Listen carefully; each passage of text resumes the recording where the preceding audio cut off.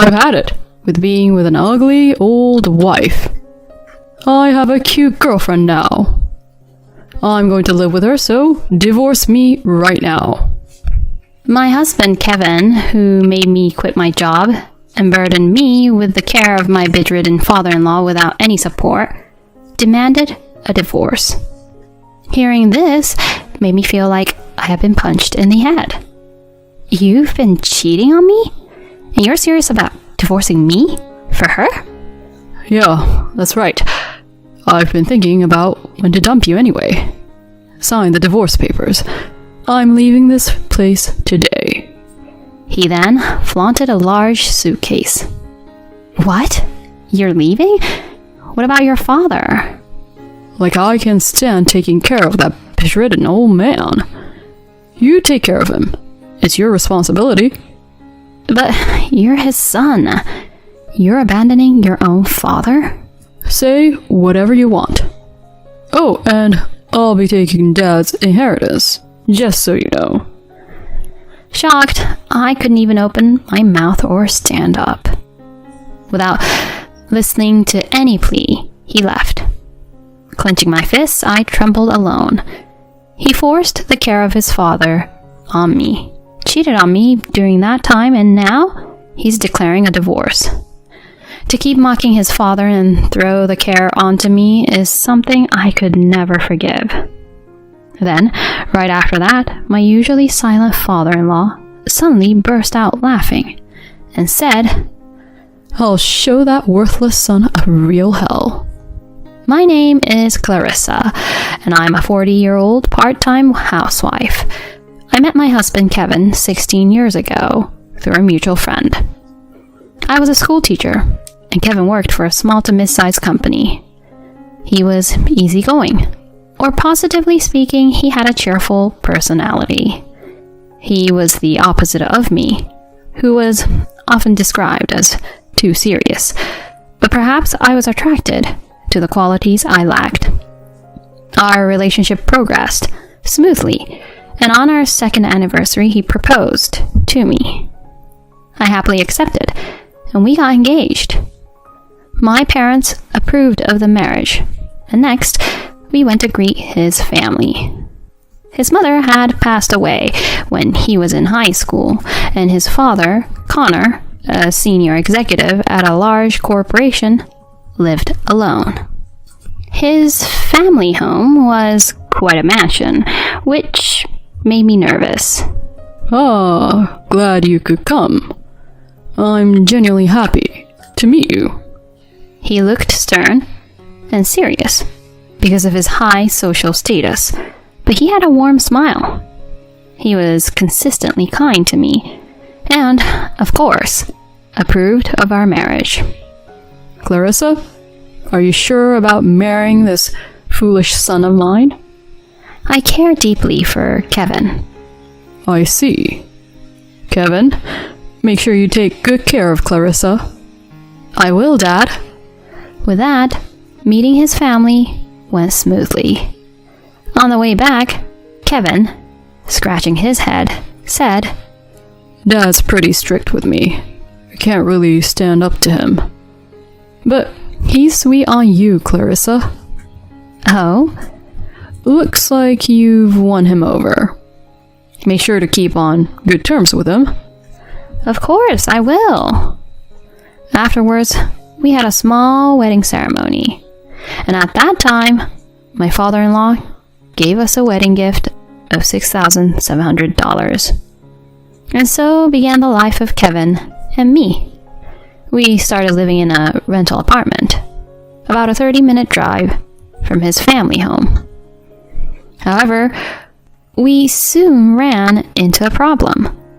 Frankly, Kevin's salary alone was not reassuring. I liked my job as a teacher, so we both worked, but he was surprisingly bad at doing household chores. All the housework was left to me. Even if I asked, he wouldn't even vacuum. We're married now, and housework is the wife's job. I'm the husband. I work and come home tired. This was his argument, but I was just as tired from working.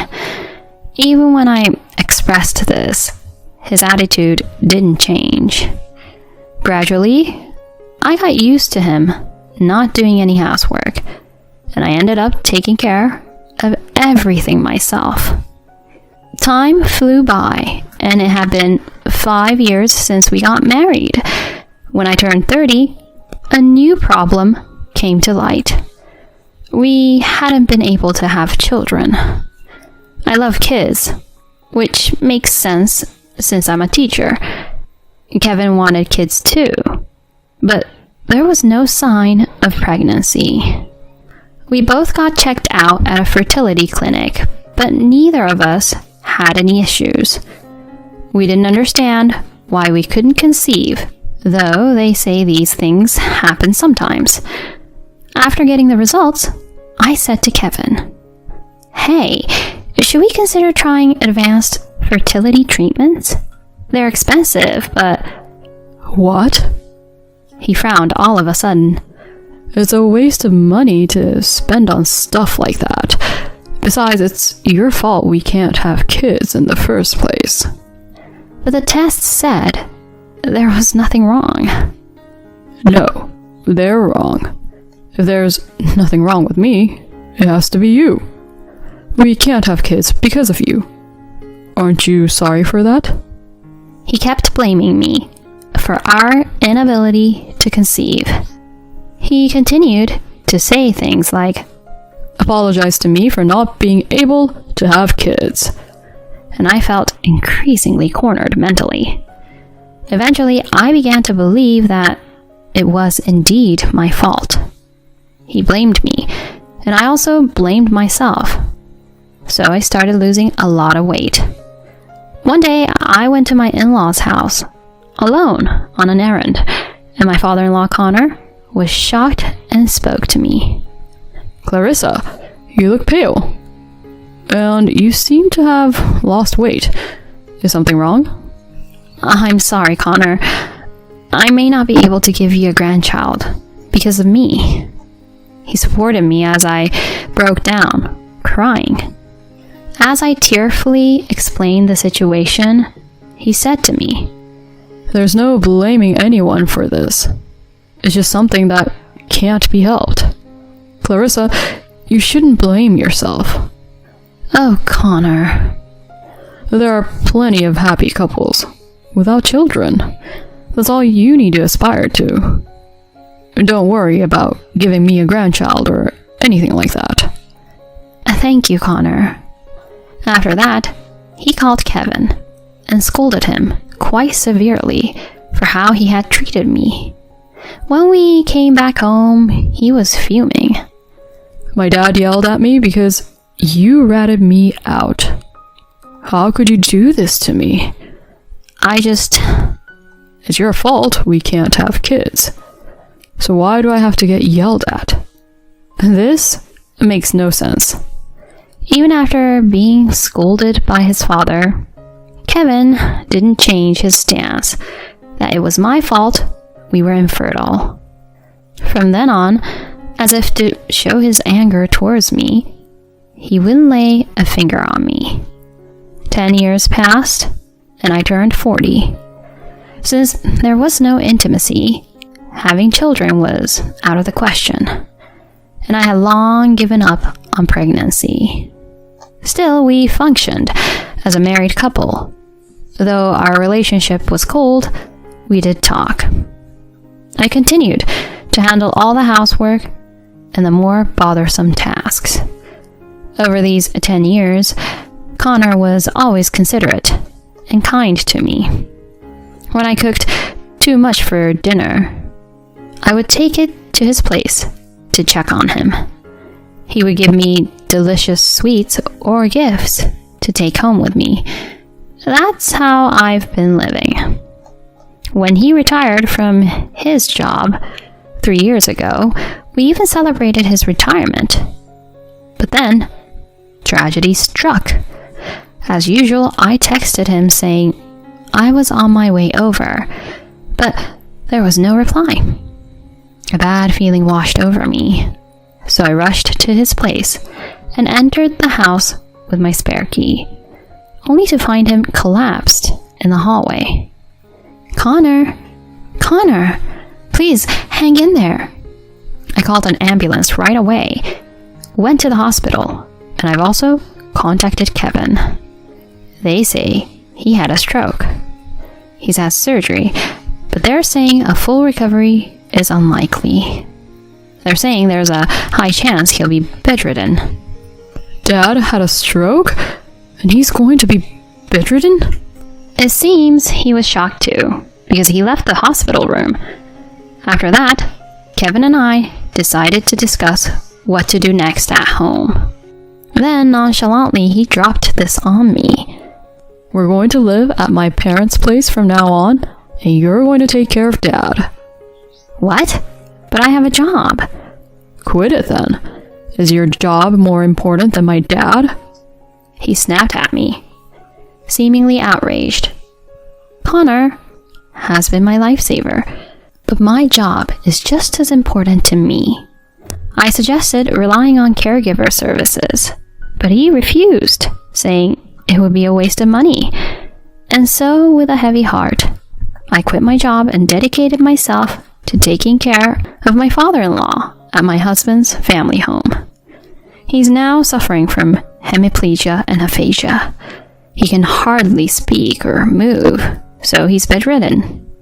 Old man being like this is pretty miserable. Well, I'm counting on you for the rest, Clarissa.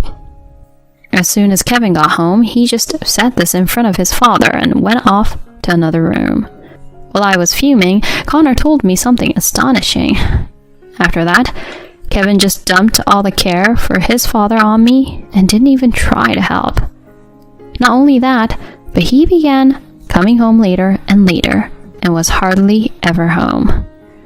I struggled with the unfamiliar task of caring for him for several months. It was about 8 months after Connor had the stroke. Kevin came home late again that day.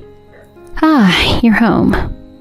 Kevin, possibly drunk, walked into his father's room and started saying this to me. Your plain face is quite a sight, not even wearing a bit of makeup again today.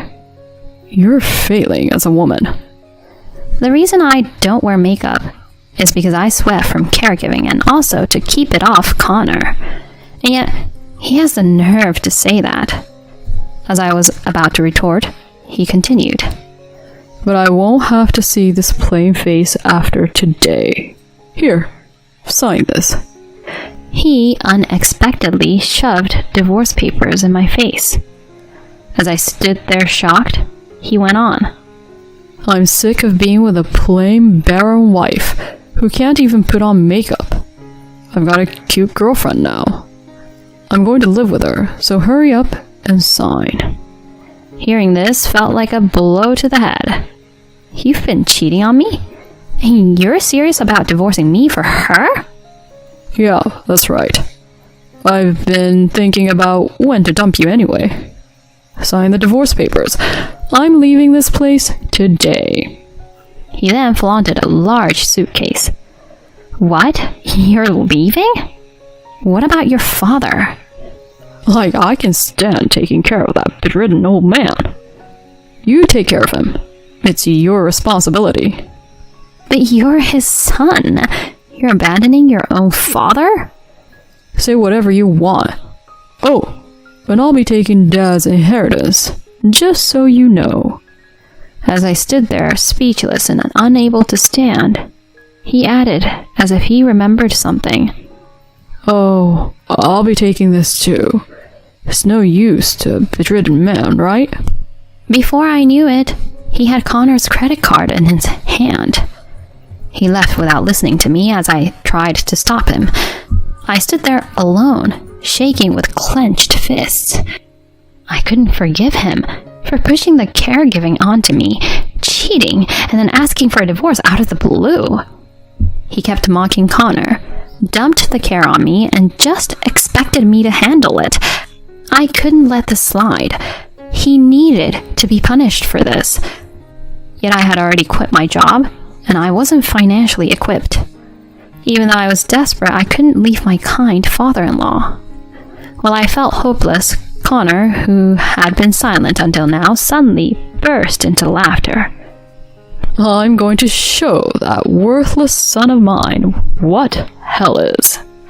He sat up abruptly and perched on the bed. Actually, he had been making progress in his rehab, and his aphasia and physical condition had improved to the point where he could get up on his own. One day, he shared something shocking with me. Even if I continue rehab and get better, I want you to let Kevin think I'm still bedridden. Could he have anticipated the situation? As I stood there, astonished, he continued. Just as I thought. That guy turned out to be a real piece of work. Thank you for putting up with everything until now, Clarissa. Connor. Let me handle things from here on out, okay? First off, The next day, when I went to ask about Kevin at his company, they simply said he had quit. I tried reaching out to places he might go and to our friends and acquaintances, but he was nowhere to be found. He had completely vanished. However, Connor just smirked and said, just watch. A month later, as Connor and I were at home, someone began pounding on the front door. When I peered through the peephole, there was Kevin, his face beet red. I looked at my nodding father-in-law and let him in. Hey, Dad's credit card has been declined. Did you cancel it? As he started yelling in the entryway, I silently headed toward the living room. Wait, what do you think you're... What the... Kevin, who had followed me, was stunned to see his father sitting on the sofa. Dad? Why? Weren't you supposed to be bedridden? It's been a while, Kevin. Take a seat over there. As Connor spoke calmly, Kevin sat down on the sofa, trembling. I stood next to Connor with a stern expression. I was the one who canceled the credit card.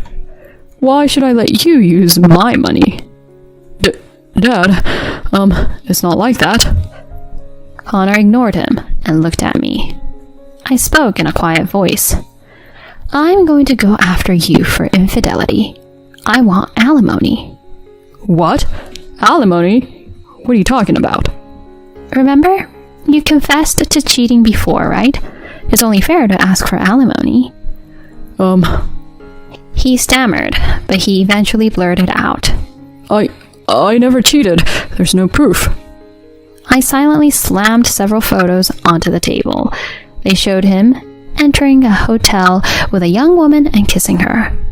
What the hell is this? Your father had a detective investigate. A detective? You shouldn't have been able to find me. I was in the next state. Then Connor said with a look of disbelief. If you look at the credit card statements, it's easy to figure out where you are. You always use the same hotels. You're truly a fool. Oh.